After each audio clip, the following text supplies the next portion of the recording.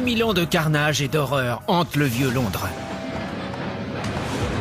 Des siècles durant, cette métropole a été le théâtre de violences qui n'ont même pas épargné les morts. Les gens risquaient de voir leur corps exhumé. J'en ai la chair de poule. Depuis les galeries souterraines, hantées par Jack l'éventreur. J'imagine très bien la scène. Cet homme a transporté les entrailles de cette femme à travers les égouts jusqu'aux mines où on pratiquait des rites occultes. C'est de la sorcellerie. On vous met en garde. Ici, c'est l'enfer. Dans le secret des villes, nous remontons le temps à travers les méandres des enfers de Londres.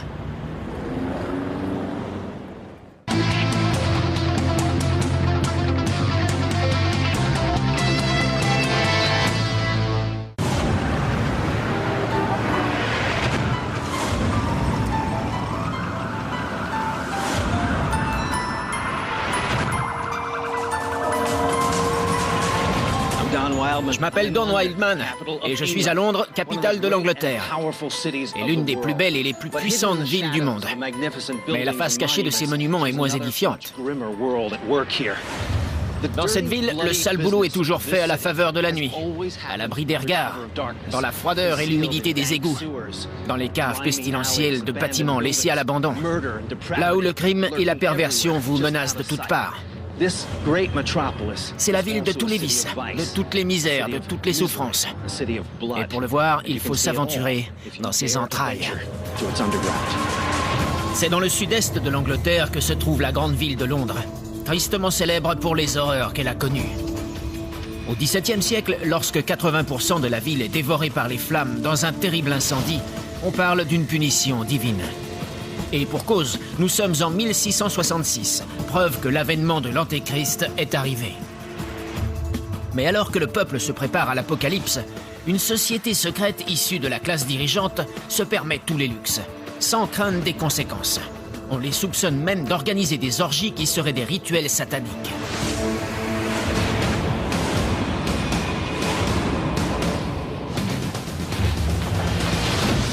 Quand on se promène dans les rues de Londres, on a du mal à imaginer le chaos qui y régnait au XVIIIe siècle.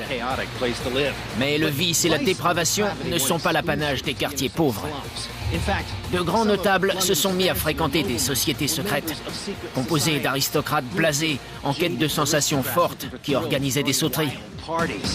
Certains en ont bientôt assez de la débauche sexuelle et se tournent alors vers des pratiques plus inavouables encore. Pour être à l'abri des regards indiscrets, il faut sortir de cette ville surpeuplée et se terrer. À 60 km de Londres, dans la ville de West Wickham, se trouve le QG souterrain du Hellfire Club, dont les membres issus de la haute société s'adonnaient à des orgies blasphématoires mêlées de magie noire. Nous sommes à quelques heures de Londres, en pleine campagne. Et je me dirige vers l'église là-bas, sur la colline. Elle a été construite par Sir Francis Dashwood, celui-là même qui a creusé les caves de Hellfire. Celles-ci sont à une centaine de mètres sous l'église. Quant à l'église, elle porte le nom de Saint Lawrence, le patron des prostituées. J'ai rendez-vous avec mon guide, Andrew Smith, devant l'église. Son sommet n'est pas orné d'une croix, mais d'une boule dorée. Qu'est-ce que c'est? C'est là où les membres du Hellfire Club jouaient aux cartes. Dans la boule? Oui. L'église est bâtie au-dessus des grottes? Les grottes sont à 100 mètres sous terre. Sous l'église, un dédale de galeries et de pièces où se réunissaient les membres du club. Ce qu'ils faisaient dans le noir demeure un mystère.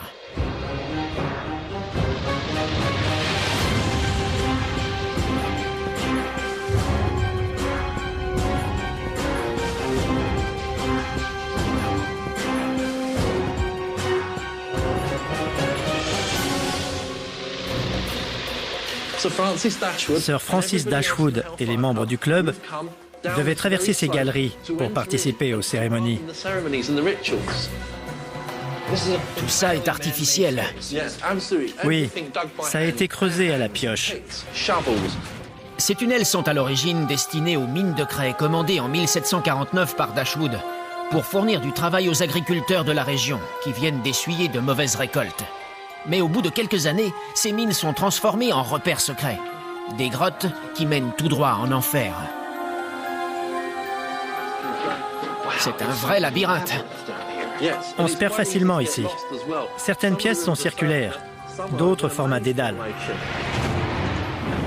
Le passage principal fait près d'1 kilomètre et débouche sur de plus grandes pièces, dont la salle des banquets de 116 mètres carrés, pour finir en cul-de-sac dans une marée d'eau. Au XVIIIe siècle, un passeur aidait les membres du club à traverser en barque ce qu'ils appelaient le fleuve Styx, pour atteindre l'entrée du temple secret. Cette mise en scène n'est pas un hasard. Sir Francis et les membres du club ont une réputation à tenir. Sir Francis Dashwood était député, un aristocrate. Il est même devenu ministre des Finances. C'était aussi un très bon ami de Benjamin Franklin. Benjamin Franklin est venu ici? Oui, Dashwood ne fréquentait que la haute société, des membres du Parlement, des juges et des aristocrates de l'époque. Tous venaient soit ici, soit dans d'autres lieux de réunion du club. Toutes les archives du Hellfire ont été brûlées après la dernière réunion de 1774. Mais d'autres sources ont révélé que Dashwood s'était autoproclamé père supérieur, et les 12 membres fondateurs étaient ses apôtres. Ils boivent, jouent et ramènent régulièrement des prostituées qu'ils appellent les nonnes. On dit même que des femmes issues de la noblesse se bousculent pour jouer les enfants de chœur lors des messes noires, une version perverse et satanique des cérémonies chrétiennes. Est-ce une simple parodie de la religion ou veulent-ils vraiment invoquer le diable?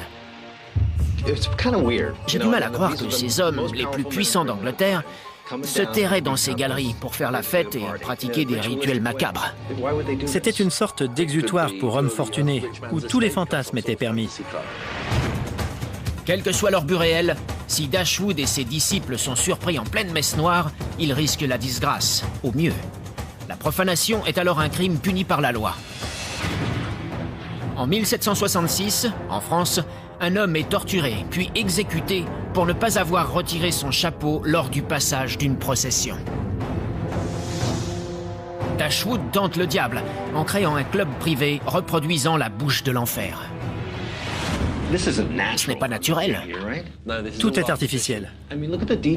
Regardez tout le mal qu'il s'est donné pour accentuer l'impression d'abîme et simuler la descente aux enfers.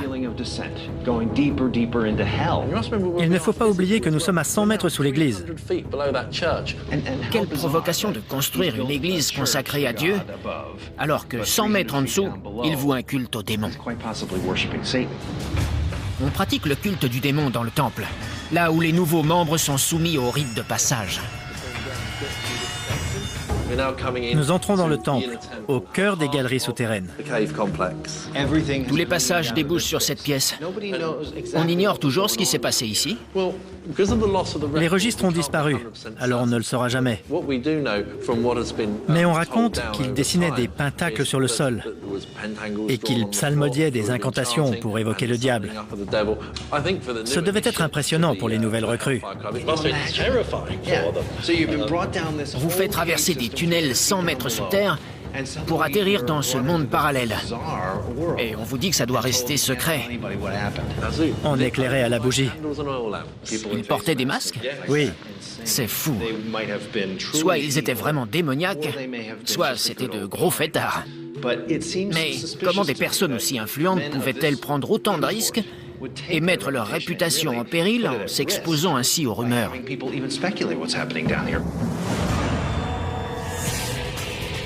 Les rumeurs vont bon train. Il devient trop risqué de continuer. En 1774, le Hellfire Club ferme ses portes. Dashwood décède de mort naturelle en 1781, emportant les secrets du cercle dans sa tombe. Vous imaginez ça de nos jours? Des députés, des ministres, des hommes politiques dans ce lieu macabre, s'adonnant à des rituels de satanisme. Que s'est-il vraiment passé ici? Vous imaginez les incidences sur leur carrière? Ça existe peut-être encore aujourd'hui?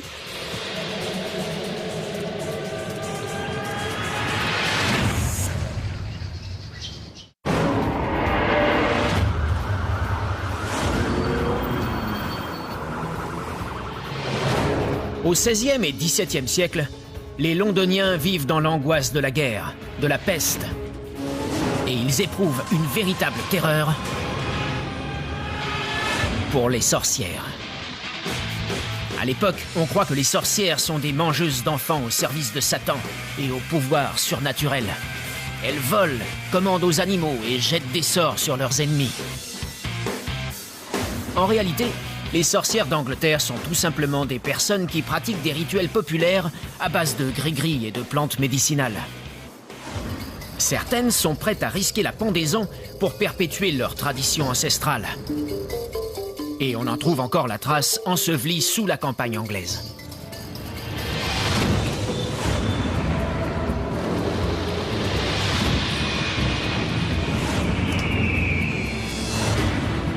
Nous sommes à 2 heures de Londres, en pleine forêt, à la recherche d'une carrière qui date des années 1200.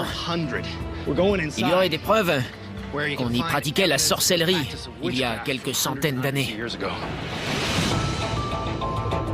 Bedlam's Bank est une carrière dans le comté de Surrey, à 60 km au sud de Londres. Les pierres extraites ici ont servi à la construction de l'abbaye de Westminster et de la Tour de Londres. Les tunnels désaffectés ont par la suite accueilli des cérémonies occultes. Les carrières ont été abandonnées au XVIIe siècle. Le spéléologue Andy Belcher sera mon guide pour la journée. On entre par là? Oui. Ah, c'est flippant, je vois pas le fond. Quelle est la superficie de la carrière? Près de 2 km. En plus d'une quinzaine de kilomètres de passage à ciel ouvert. Ce qui nous intéresse, ce sont les galeries entre les deux. Andy et ses collègues ont fait une découverte troublante dans la carrière. Des symboles mystérieux inscrits sur la roche. Ralph Keaton, spécialiste en sorcellerie, va nous aider à les déchiffrer. C'est bon? Ouais, c'est parti. Cette échelle n'est pas très solide. Ça va? Ah, c'est bon.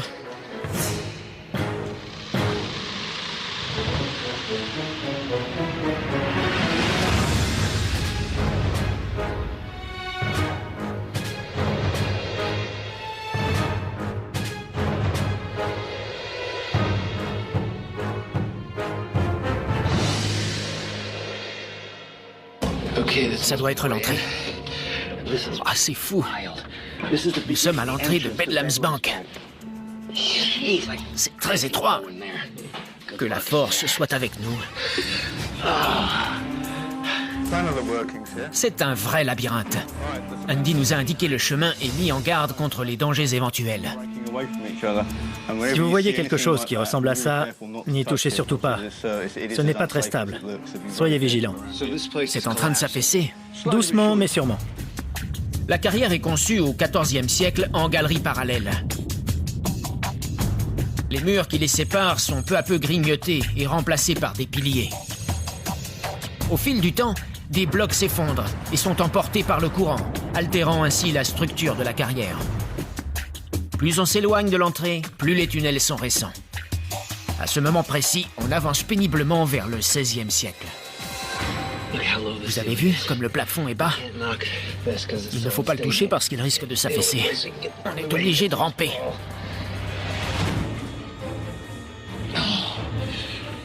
Voilà le plafond. On est dans un tunnel de moins d'1 mètre de large, à 50 mètres sous terre, dans une mine vieille de 800 ans, sur les traces des sorcières. Ah, on est à un carrefour. Effectivement. Il y a plusieurs chemins. Oui, c'est un vrai labyrinthe.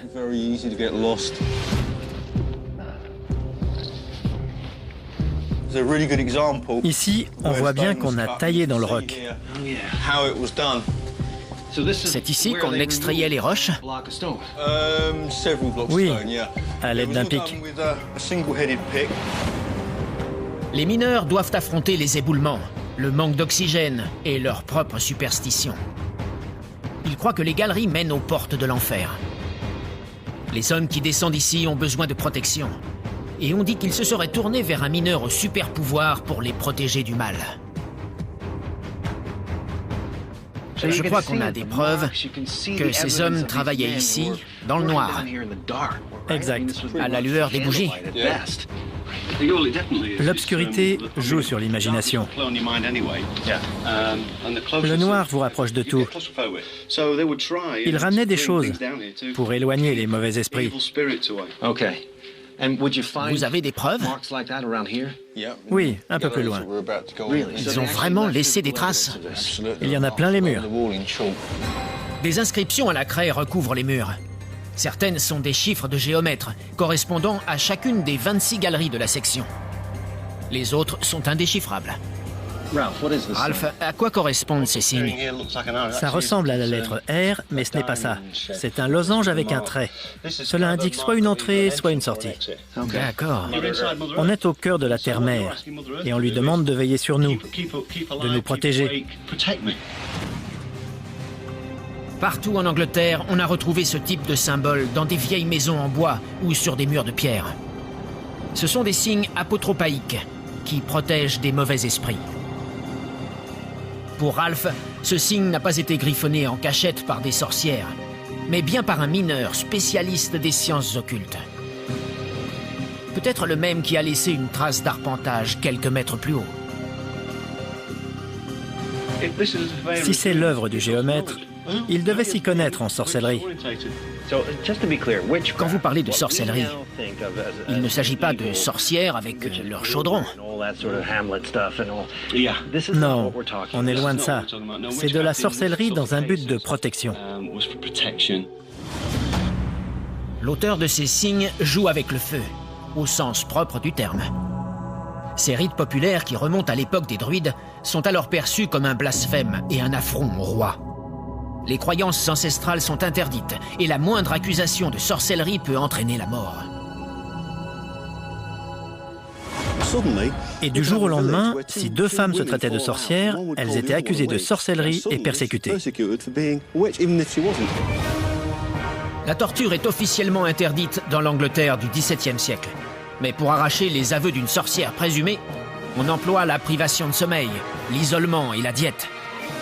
Les confessions irrécusables sont obtenues par le plongeon forcé. On vous ligotait, vous accrochait des pierres autour de la taille et on vous poussait dans un lac. Si vous flottiez, vous étiez une sorcière. Sinon, vous étiez innocente, dommage. Des centaines de femmes sont ainsi soit pendues, soit brûlées, jusqu'à l'abrogation des lois sur la sorcellerie au XVIIIe siècle. Mais ces signes sont la preuve qu'une personne craint plus les dangers d'une carrière que la chasse aux sorcières. Il y a des inscriptions ici aussi. Ah, c'est intéressant. Très intéressant. Le V signifie Vierge Marie. Ce sont des symboles de sorcellerie. C'est un avertissement pour ceux qui s'aventurent ici. On nous met en garde. Ici, c'est l'enfer. Ici aussi, on a un symbole étrange. Ah oui, À quoi ça vous fait penser? à un œil. C'est le mauvais œil. Quelqu'un a dû se blesser ici. Et ce symbole veut dire « on ne veut plus de ça, éloigne-nous du mal C'est comme une assurance. » En quelque sorte.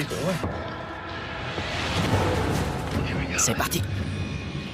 Certains tunnels sont trop étroits pour l'équipe de tournage. Même la caméra ne passe pas. Je dois y aller seul, muni d'une mini-caméra à infrarouge. Il y a des symboles partout dans cette grotte, placés de façon aléatoire. On va aller voir ça.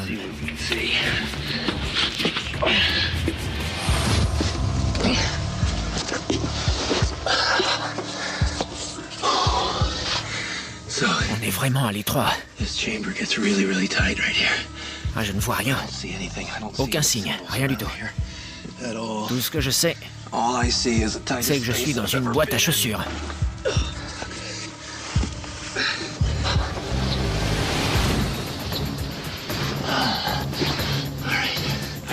J'ai réussi à sortir du tunnel de la mort. Et voilà ce que je trouve. Des preuves de présence humaine dans ces ténèbres, datant de plusieurs siècles. Ils devaient être morts de trouille pour avoir besoin d'autant de protection. Comme ils n'en ont pas obtenu auprès de Dieu, ils ont dû en chercher ailleurs, dans les forces surnaturelles, auprès des sorcières.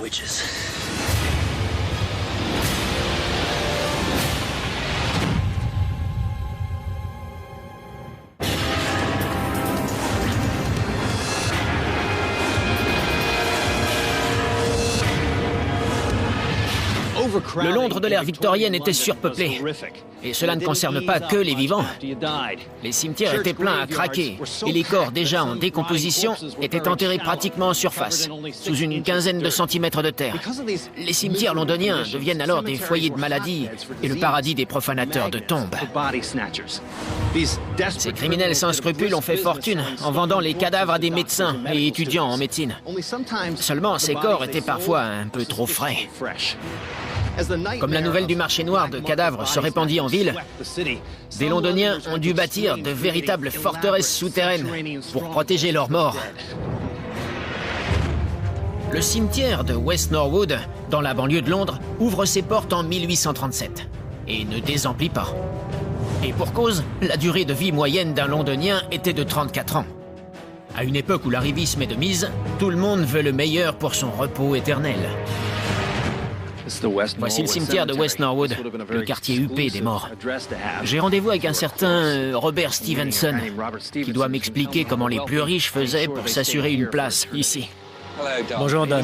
Merci d'être venu. Alors comme ça, tout au long du 19e siècle, les gens risquaient de voir leur corps exhumés. Oui, c'était une sombre période. Les facultés de médecine ne possédaient pas de cadavres humains. Il faut plus de 1000 cadavres par an pour assurer l'apprentissage des étudiants des 21 facultés de médecine de Londres. Mais à cause de la croyance selon laquelle le corps devait rester intact pour aller au paradis, les seuls cadavres disponibles sont ceux des condamnés à mort. Cela va donner naissance à un marché parallèle. On entoure les cimetières de murs plus hauts et on embauche des gardiens pour surveiller les tombes. Mais en vain. Les autorités ferment les yeux au nom du progrès de la science.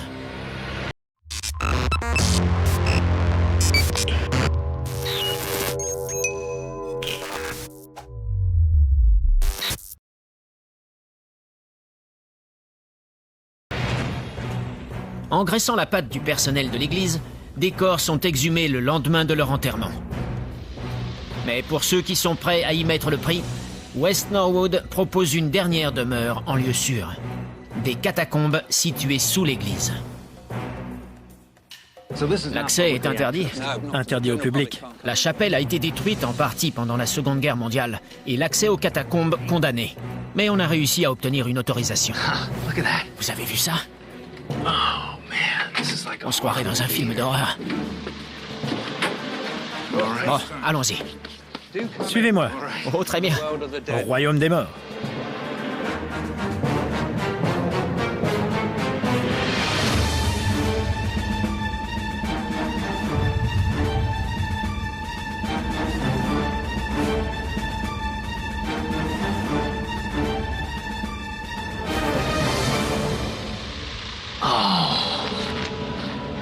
Qu'est-ce que je fais là? J'en ai la chair de poule.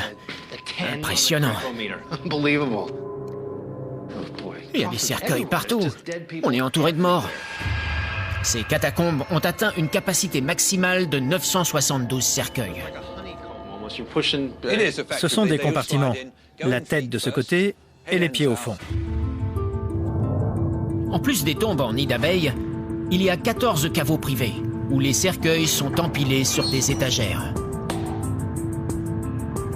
Ces lourds cercueils haut de gamme ont été descendus dans les catacombes grâce à une technologie funéraire de pointe de l'ère victorienne, le catafalque hydraulique. Alors c'est une sorte de crique pour descendre les cercueils. Sans bruit. Pour que les familles endeuillées regardent leur être cher disparaître petit à petit. De la surface de la terre. Dans l'Angleterre victorienne, les temps étaient durs. Les morts étaient presque mieux lotis que les vivants. Que fait-on ensuite des cercueils? Ils sont placés dans un chariot, puis transportés ici. Ah, que de cercueils! Ceux-là sont donc les privilégiés. Ceux qui pouvaient se permettre de dormir derrière une grille, dans leur cercueil de luxe, sans être dérangés. C'est ça.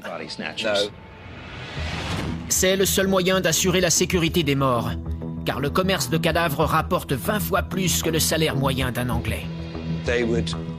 Ils avaient des outils en bois pour faire moins de bruit. Ils creusaient très vite jusqu'au cercueil. et ils l'ouvraient du côté de la tête. Donc pas besoin de retirer toute la terre.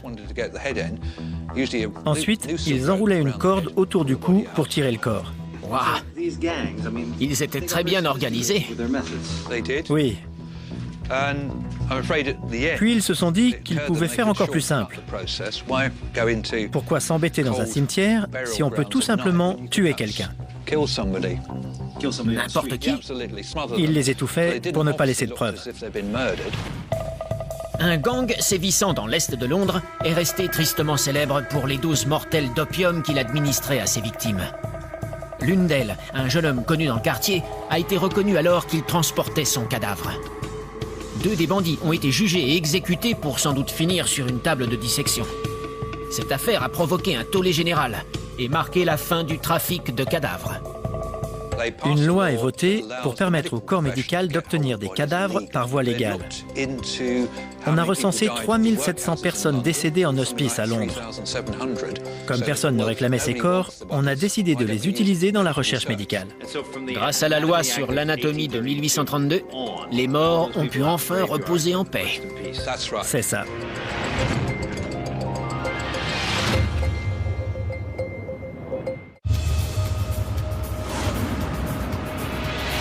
La superficie de Londres est de 1554 km² pour 8 millions d'habitants.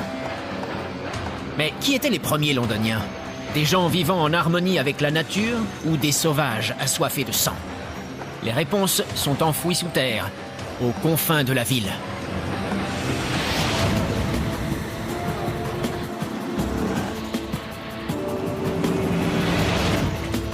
Bien avant la construction par les Romains de Londinium, une autre civilisation occupait la région.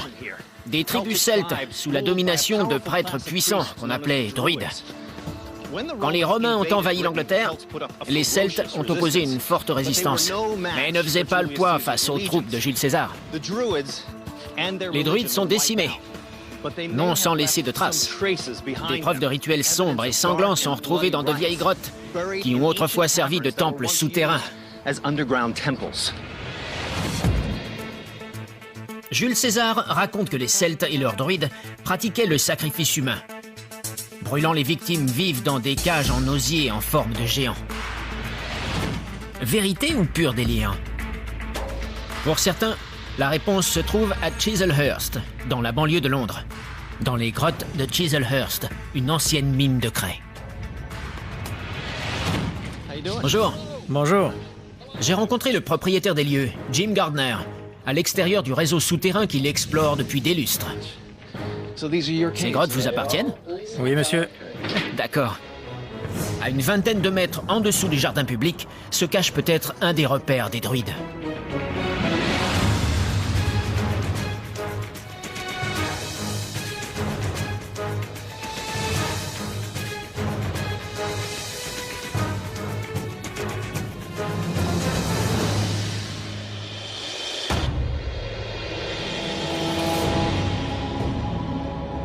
Quelle est la surface de cette mine?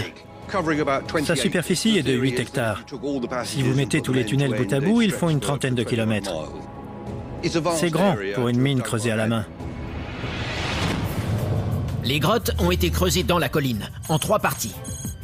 La plus proche de la surface étant la plus ancienne. Elle aurait été creusée par les Celtes au VIe siècle avant Jésus-Christ. Les Romains y ont extrait de la craie qui a servi à la construction de routes et des remparts de Londres. Les Saxons ont poursuivi l'exploitation à flanc de coteau en creusant des puits. L'ère moderne a trouvé d'autres débouchés à la mine.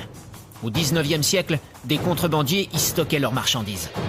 Et pendant la Seconde Guerre mondiale, elle est convertie en abri pour 15 000 personnes. Mais 2000 ans plus tôt, des druides, le visage enduit de peinture bleue, auraient aussi traversé ces galeries. On entre maintenant dans le labyrinthe des druides. Vous allez comprendre pourquoi. Il y a une ambiance solennelle ici. Oui, à cause de l'écho et de la séparation des galeries. Ça ressemble à un vieil hôtel. Pour les spécialistes du XIXe siècle, cette pièce a été taillée par les druides qui vouaient un culte à la nature, comme les forêts et les grottes. Les druides ont réellement existé.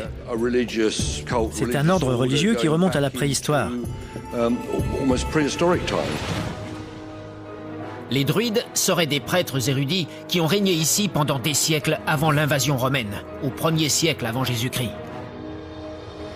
Ils n'ont laissé aucune trace, et les seules informations disponibles sont celles recueillies dans les comptes rendus de batailles tenues par leur ennemi, Jules César. Alors, les rumeurs les plus folles ont circulé, nombre d'entre elles datant de l'époque victorienne. Les Victoriens avaient un désir insatiable d'insolite, de ce qui est hors du commun. Réprimés, les Victoriens se sont alors défoulés sur les aspects les plus horribles de la vie des druides, en particulier les sacrifices humains. On raconte que les druides choisissaient un habitant du village au hasard, en général un garçon, qu'ils allongeaient. Ici. Oui. On lui tranchait la gorge et on récupérait son sang. Quand un sacrifice humain avait lieu, on récupérait le sang ici, dans une cuvette, pour calmer la colère de Dieu et pour que les récoltes soient bonnes et le temps plus clément. C'est ça, oui. Les Mayas et d'autres civilisations pré-chrétiennes pratiquaient déjà ce genre de rituel. Oui, je suis sûr que c'est quelque chose qui a toujours existé. Tous les peuples sont prêts à tout pour dominer leur peur. Et cette pièce est idéale pour les rituels primitifs. C'est comme un haut-parleur naturel. Imaginez un prêtre dans le noir, vêtu de sa soutane, en train de prêcher. Bonjour! Ça en fait du bruit. Ça donne du pouvoir.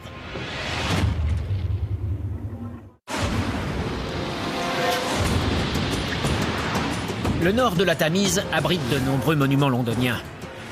Mais il fut un temps où il était le terrain de chasse des plus célèbres tueurs en série de l'histoire d'Angleterre, Sweeney Todd et Jack l'Éventreur. Ils ont tous deux défrayé la chronique et auraient emprunté les galeries souterraines de Londres pour cacher leurs victimes.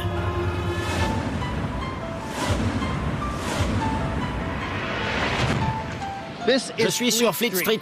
Au 19e siècle, cette rue était le centre névralgique de la ville.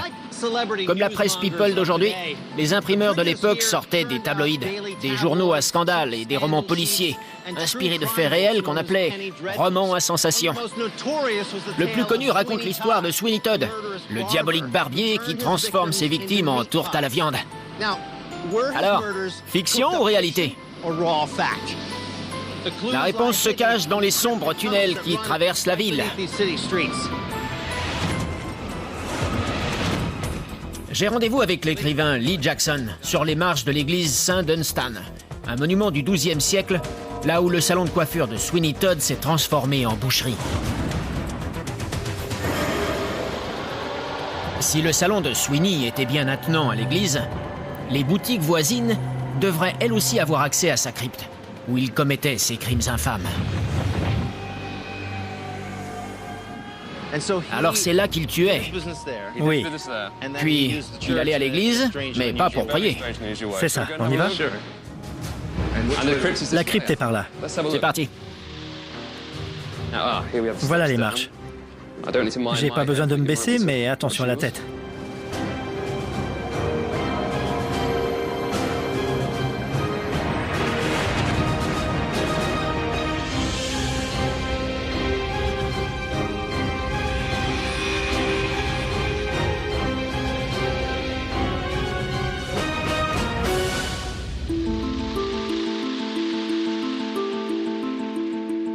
On est où par rapport au salon de Sweeney Todd? On doit être juste en dessous. Sweeney Todd est apparu pour la première fois en 1846, dans un roman à sensation écrit d'après des faits réels. L'histoire raconte que Sweeney assassine les clients de son salon de coiffure, puis se débarrasse des cadavres en les transformant en farce pour tourte. C'est une histoire à dormir debout. Mais comme à l'époque, 1/5 de la viande des boucheries londoniennes est avariée. Les gens y croient. Sweeney Todd joue sur la crainte liée à l'origine de la nourriture. Il n'y avait pas de contrôle d'hygiène à l'époque. C'est une légende urbaine qui perdure jusqu'à nos jours. D'après la légende, une centaine de personnes portées disparues à Londres auraient été victimes de la fameuse chaise truquée de Sweeney. Todd appuyait sur une manivelle qui ouvrait une trappe et inclinait la chaise, larguant la victime dans le caveau souterrain. Une autre chaise surgissait alors, remplaçant la première et faisant disparaître les preuves. La victime fait alors une chute et se brise le cou sur le sol en pierre. D'accord. Si le cou n'est pas brisé, Todd finit le travail au rasoir. Et lui tranche la gorge. Puis il traîne le corps... Jusqu'ici? C'est ça, jusqu'ici. Sweeney transporte les corps à travers la crypte jusqu'au sous-sol de la boulangerie de Madame Lovett, en empruntant un passage secret, condamné depuis. Les morceaux qu'elle ne peut pas recycler, comme les crânes, sont cachés dans des caveaux, entre les cercueils. Il y avait des odeurs pestilentielles de crâne et d'os en putréfaction qui émanaient de l'église de St. Dunstan. Dans le roman, on apprend que Sweeney Todd est arrêté et pendu. La justice l'emporte. Mais 40 ans plus tard, Londres est à nouveau en proie à un meurtrier psychopathe. Et cette fois-ci, ce n'est pas de la fiction. Sweeney Todd a ouvert la voie à Jack l'Éventreur. Jack était en quelque sorte le premier vrai tueur en série. Il est arrivé à un moment où la presse manquait de sujets brûlants. Il était sans scrupules, imprévisible, sans pitié, rusé et psychopathe, à l'image de Sweeney Todd. En 1888, dans le quartier de Whitechapel, à quelques kilomètres de l'église de St. Dunstan, 2 prostituées sont assassinées. C'est le début d'une véritable chasse à l'homme. Entre-temps, la police reçoit une lettre qui stipule « J'aime mon travail et j'ai l'intention de continuer ». Signé Jack l'Éventreur. 3 jours plus tard, 2 autres femmes sont retrouvées mortes. Londres bascule dans la psychose.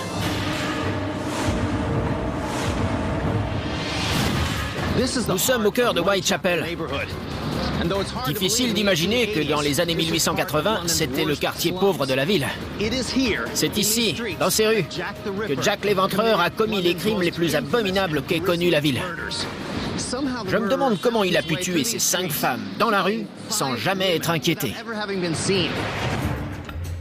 La barbarie de ces actes glace le sang de la population, au point que la reine Victoria fait pression sur les enquêteurs pour qu'ils retrouvent le criminel. Mais chaque fois, Jack réussit à filer entre les doigts de la police. On dit que la clé de son succès réside dans les égouts de la ville, notamment ceux de Whitechapel.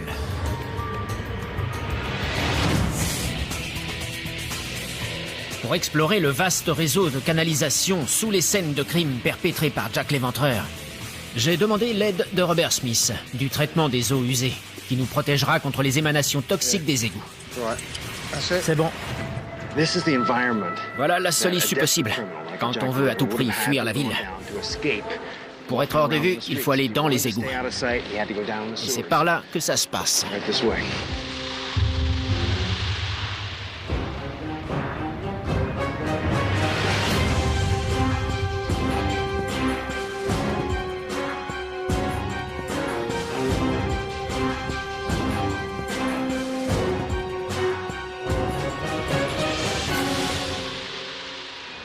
J'imagine qu'il y a des bouches d'égout tout au long des canalisations. Oui. Je peux donc très bien m'organiser en fonction des bouches d'égout. Calculer le temps qu'il me faut pour aller commettre un meurtre et redescendre ici. Tout à fait. Les 5 victimes ont toutes été assassinées à proximité d'une plaque d'égout. Construits dans les années 1850, les égouts de Londres sont une merveille de technologie. Ce sont les plus grands du monde. Un réseau complexe de 1770 km de tunnels en briques et en voûtes qui canalisent les eaux usées de la ville pour les déverser dans l'estuaire de la Tamise. Ces galeries ont sauvé Londres des épidémies de choléra. Mais comme elles sont assez larges pour permettre au personnel de nettoyage de circuler, elles ont peut-être aussi sauvé un meurtrier. Mais même si le fou furieux a atterri ici, il n'était pas à l'abri pour autant. À quoi sert cet appareil ? C'est un canari des temps modernes. À l'époque, quand le canari mourait, ça voulait dire qu'il fallait déguerpir. Quand le bip devient irrégulier, il faut vite trouver une sortie. On est en milieu hostile. Oui, très hostile. La plus grande menace ici est la pluie. En cas d'intempérie, ces tunnels se bouchent. Et certains passages empruntés par Jack l'Éventreur sont encore plus étroits que ceux que j'ai visités. On doit avoir entre 45 et 60 cm d'eau ici. Le niveau peut monter jusqu'à 1,20 m. D'accord. Il ne faut pas négliger la météo pour s'aventurer ici. Il faut surtout être fou allié. Oui. La démence était la marque de fabrique de Jack l'Éventreur. 3 de ses victimes sont retrouvées mutilées, éventrées, les tripes à l'air. J'imagine très bien la scène. Cet homme a transporté les entrailles de cette femme dans les égouts jusqu'à son QG. On ignore toujours pourquoi il a tué ces femmes et ce qu'il faisait de ces trophées. Certains soutiennent la thèse de la magie noire, selon laquelle l'Éventreur tuait ces femmes pour se servir de leurs organes dans des rituels sataniques. Mais quel que fût son mobile, il était aussi sombre et tordu que ce labyrinthe à 5 mètres sous les rues de Londres.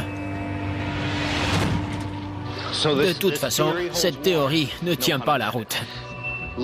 En tout état de cause, les égouts de Londres vont partout, occupent tous les coins et recoins de la ville. Jack l'Éventreur commettait ses crimes, et puis faisait un saut sous terre. Ces galeries souterraines l'ont aidé dans sa cavale, et il a réussi à échapper à la justice.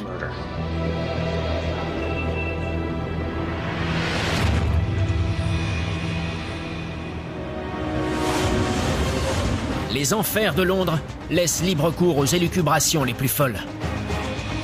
Mais si vous explorez les vieilles carrières, les pièces secrètes de sociétés sataniques, ou les égouts et les caves des tueurs en série, vous verrez que le vrai danger ne vient pas des sorcières ou des fantômes, mais des êtres humains eux-mêmes. Surtout lorsqu'ils se cachent dans les entrailles de la Terre.